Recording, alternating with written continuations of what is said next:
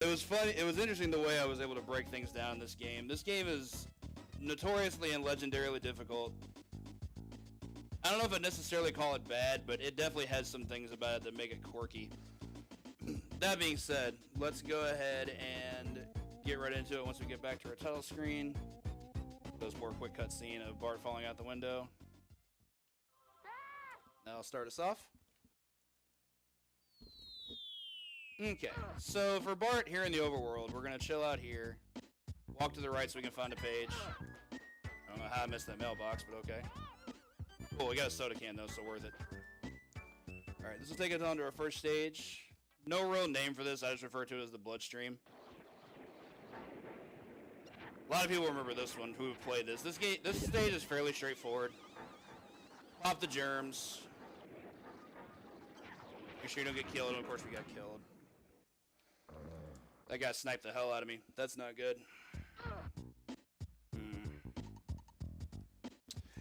Okay, so let's recover.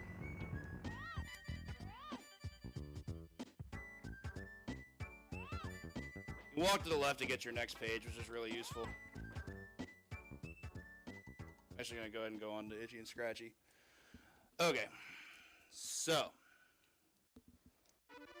this stage, another one that's fairly memorable. I think this is actually one of the easier stages in the game. Maybe it's just because I play beat-em-ups, I don't know. But goal is simple: grab a weapon, kill every enemy in the screen. Don't want to hammer too much, it causes lag. Move on to the next room.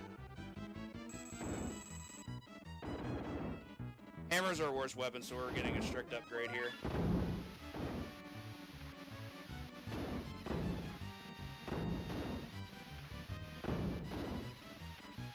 Everything about the fire extinguisher, when you turn it, it can turn the hitbox. It's just some really broken setups. Like so, except I missed it. Thought that counts though, right?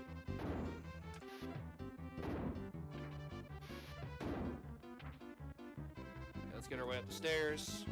This will take us to our best weapon. This is the plunger gun. Not really much to say about the vacuum cleaners while we're here. Don't get clipped by them. They touch you, you just die. But they're really easy to deal with, at least.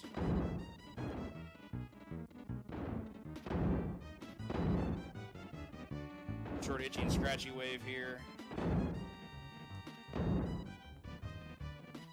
Okay.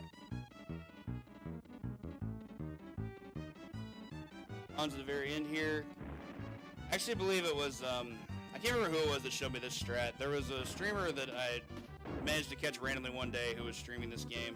I think they were just trying to beat it casually. And they showcased that you can just hide under the sink and just snipe everybody as they come in. See, Itchy throws a knife, he can't touch you. Now, Scratchy can still hit you if you let him. But as soon as he appears, just fire away and he's gone. Pretty simple stuff there.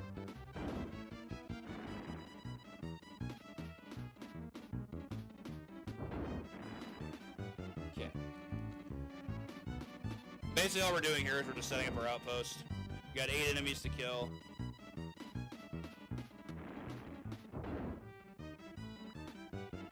Get our homework page, which for those that haven't seen this game is the goal. We're trying to get through this game to retain our 8 pages that we lost essentially through the Dreamverse. Don't know how I got there. Bart fell asleep, things happened. Okay, we've got a couple things here that I'm trying to set up for. I'm actually going to follow the direction on the arrows. Since I lost part of that on the Bloodstream stage, I want to see if I can just recover a page as you're supposed to, or as the developer intended, which I'm not a fan of, but I'm less of a fan of taking a hit, losing a stage, which already happened. Okay, so now here we go. Got this thing here. Alright, let's give a try at a different stage. The blue stage, we have Bartman. This is also one a lot of people remember. This one's also not fairly difficult. I'm just not a fan of it because it's long. The longest stage in the game by a decent amount. It's about a 4-minute stage. I wouldn't necessarily call it an auto-scroller, but it does have a finite amount of space that you can go. You really can't go that fast in this game. Sort of plays off like a shmup light, which is certainly being generous. I'm getting a lot of lag here. Trying to pop those things because I hope one has health, and none of them did. Okay. That definitely wasn't supposed to happen. First boss here we have the twins. Started off with a good pattern. You want them to swoop in low and stay low, but... Well, I believe that is manipulatable. It's pretty hard to do. You have to, like, come in from very, very low and then come back up. That's the only way I've seen it be able to be done. That health will help us out. Being above 50% is definitely where you want to be with this stage. For a couple of boss fights we'll have here right after this one. We're going to fly up to avoid Nelson here. Second boss, we have Barney flying a giant pink elephant who can shoot confetti at us. This boss fight's pretty cool because he doesn't have a lot of health, so you can just kind of just heavy shots into him like crazy. Pro tip for anyone playing this stage, if you stay at the bottom, these rockets won't hit you. How do you know I'm not a porn star?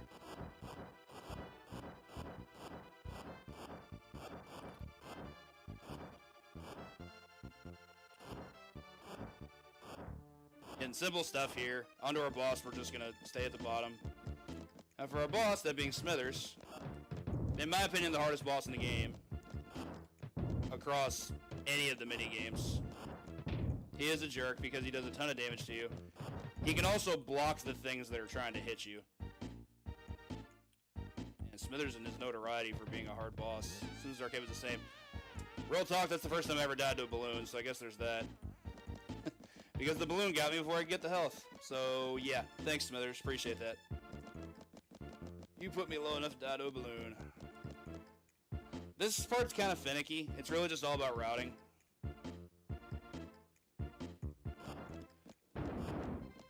Primary goal, A, put up with the lag because you have to, and B, make sure you don't get hit down into these green clouds, because if you get hit and cause hit stun to go down into one of them, it does kill you.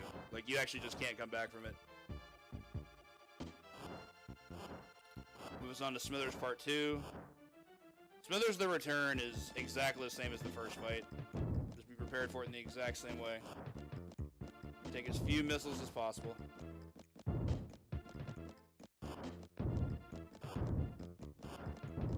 Okay. Get out of here, you. Cool thing is you don't have to kill him. You can just wait until all 6 of his rockets are fired and then you're done. Move on. Another low flying section. All I have to do is avoid the rockets. It's pretty easy stuff. That's some pretty bad lag though. Sometimes you get double missiles there and it just lags the screen like crazy. Ugly stuff. On to Mr. Burns, our last boss for this room. Best strat I've been able to find here, just unleash a bevy of shots and then move down.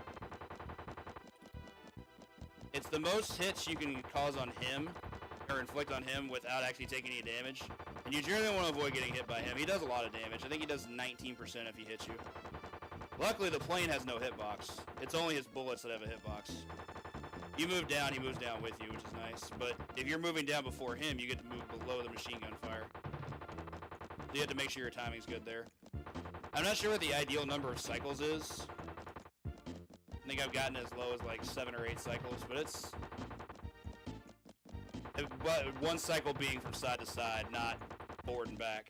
Let's see if I get him in this last one. Nah, I didn't get him. I was hoping to. What can you do?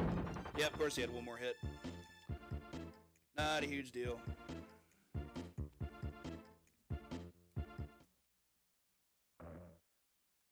Alright, back to the overworld. Hopefully I can get my revenge in the bloodstream now. Here's where the game's going to start getting interesting. Now we're going to start doing overworld manipulation tricks. First one I'm hoping for is going to allow us to find Lisa. I'm going to get these Z's. That's unfortunate that I got hit there. I didn't want that to happen. Hit the saxophone, try to summon Lisa. There's no guarantee that works, but it's worked most of the time for me. So we're going to have her turn us into a frog. And I promise there's a reason we're doing this. That reason is not to get hit, but I didn't see that Jebediah head. That's unfortunate. What I'm looking for right now is another saxophone. There should be another one around before too long. There we go. There's a bit of a delay sometimes when it happens depending on the number of sprites on screen, but doing it correctly does net you a page as it did here. Okay. Let's head back to the bloodstream and try this again. That second wave is always the most dangerous, and I'm really not sure why. You get to pick right back up where we left off. The grenades really are your biggest danger here. Getting touched by a grenade is death, but those guys can be really unpredictable in how they're willing to just throw those out. Goal here is to touch Joe a specific number of times to make sure that we're able to open that force field. See that force field up there around our homework page? I'm just going to ignore that.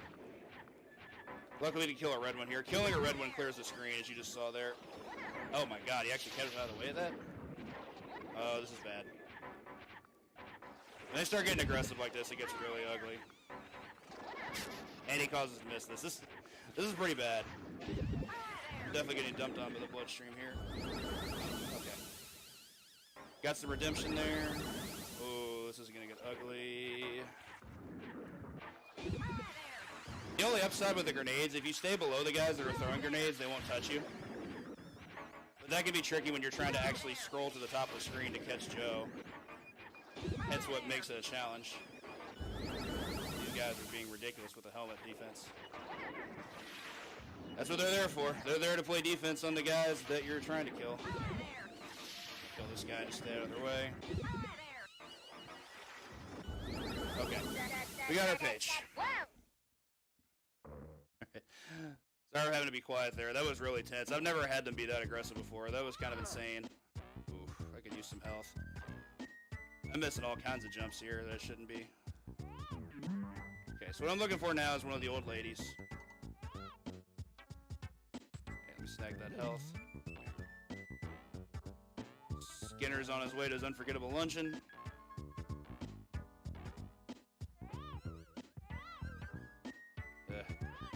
Really don't want Skinner here. He gives us that suit, which grants us invincibility, but we're moving so much slower when that thing is active. So I prefer not to see that.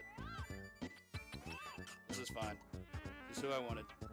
A lot of screen scrolling there. Okay. Popping a bubble on her head does generate us a page. Just sucks we took that hit.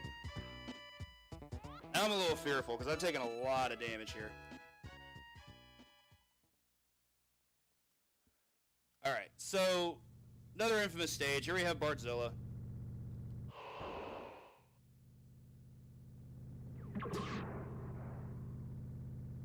Interesting thing I found out before the Big Bad Game-a-thon last year. As you can see, I'm just staying still. You can do that by just holding left, and you won't auto-scroll. This actually is faster because you're not moving and kicking buildings, which admittedly is fun to do, but it does drain time. The upside to destroying buildings is they kill every enemy on screen, but with proper control setup and utilization, you don't have to worry about enemies appearing. I'd rather just not use the time taking down buildings.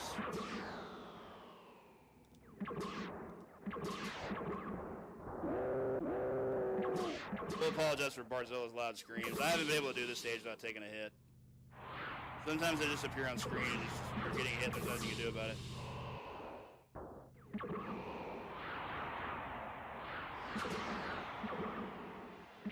What we're looking for is the 4 jets to appear. There's a section where the 4 fighter jets will appear, and that's essentially our boss. Once we take care of that wave, we get to move on to the next one.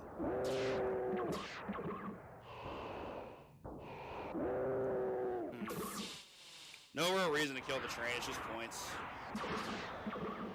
So bring us our satellite dish, which will shrink ray us.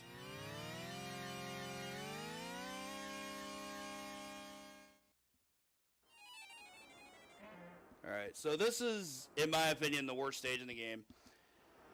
Not necessarily the hardest, but it's definitely the worst. Any window spawns you see are completely random and you have no control over them whatsoever. Just hope they don't appear above you and keep moving. Of course, Mom Throw causes problems too. It's very much a momentum-based climb. The more you move early, the faster you'll be able to move up. She's being kind of a troll. As is per usual. We got to the 2-window section pretty scot-free, so let's fight Homer here real quick. Activate our defensive shield.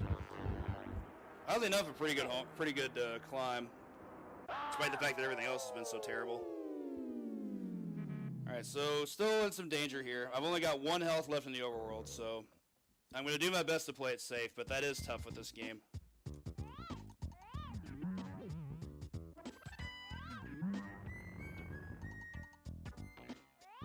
What I'd like to have right now, in my best Rick Rude voice, is for a TV to show up. But I need those Jebediah heads for TV spawn, and that's going to be a problem. Waiting here in the middle of the screen for a TV to spawn. Wow. Jebediah heads are such trolls. Like, all they do is show up and prevent other enemies from spawning. Enemies that you actually want to see. Like that TV who just spawned us a quick page from a watermelon seed. Alright, now this at one time was the hardest stage in the game. It might actually even still be. That guy tried to troll me. If you move forward immediately to the right from there, that guy gets to snag you and you can't really stop him. So this is much, much harder than the first Itchy and Scratchy. By a good amount. Particularly as a speed run, this stage is kind of disgusting because in the first room, that's the only time you can obtain the plunger gun, and the goal is you want to get the plunger gun and keep it. Once we get to the final boss, hopefully I'll be able to show you why. Shoutouts to Peeps for this strat. You can apparently just chill out under the sink and nothing's going to bother you. Much like in the previous stage, but from here you can actually interact with the bubbles too. The bubbles are actually the biggest hazard in this room. If you're all the way down here, they're the only enemies that can hit you. You'll see one bounce. If it bounces, don't miss it on the rebound, because it will touch you. It doesn't kill you, but it does do damage, and by doing damage, you lose your weapon. Like, you don't have to die to lose your weapon. You can lose your weapon just from getting touched with these guys. It's not good. You don't want it. Now that we're just going to chill here. Whew. There was quite a bit of lag there.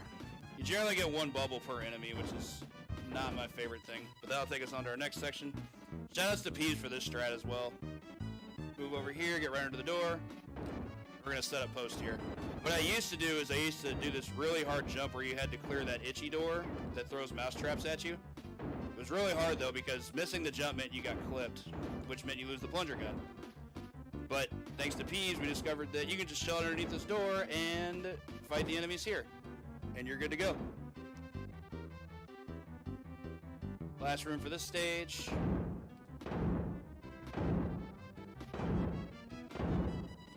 Eight vacuum cleaners. They always appear in groups of 8. That never changes.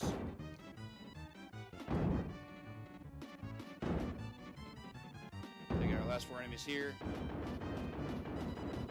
And that right there is why you want the plunger gun. With the fire extinguisher, that fight takes about 1.5 minutes. Pretty gross stuff. Alright, for our last segment... Oh, hey, they just gave us a page for free. I was hoping to make sure the bullies showed up so I could just use soda, but this works too. Alright, I'm actually going to be quiet here because I need to focus on this pattern.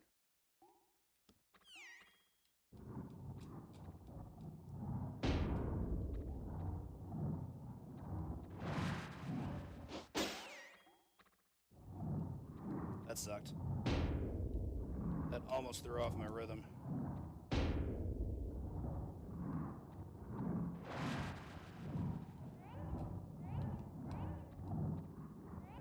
That's not good. Whew. Almost got out of bounds there. That was really scary. That was really, really scary. Alright, second room.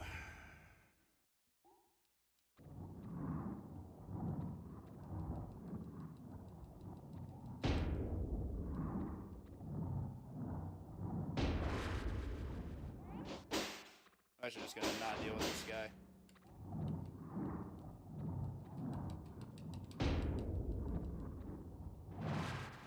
Not gonna deal with this guy either. I'm through with it. I want to finish this. And we did it. Okay. And even with the death and the bloodstream, I still managed to sub 20. Whew.